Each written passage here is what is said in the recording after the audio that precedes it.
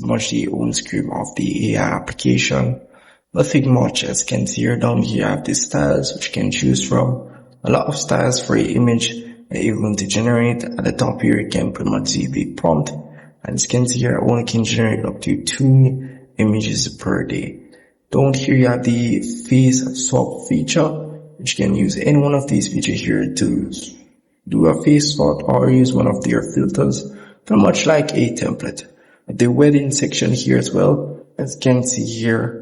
And all you have to do is pretty much select the one that you want, for example, and upload a picture of your face, and you pretty much get a face swap, as simple as that. So all you have to do is just look for the one that you want to try out. You have the male options, you have the female option, and as you can see, you can scroll across and look for what you want as well. So that's pretty much it. And as well, you do have a pro subscription to remove the ads for this AI application here. It has a lot of ads, so while navigating through the application, you will encounter a few ads, so do keep that in mind as well. You can tap on the pro option at the top here, and you'll be able to get their subscription. They have a weekly subscription, a yearly subscription. As you can see, you can get a 3 days free trial as it relates to that as well.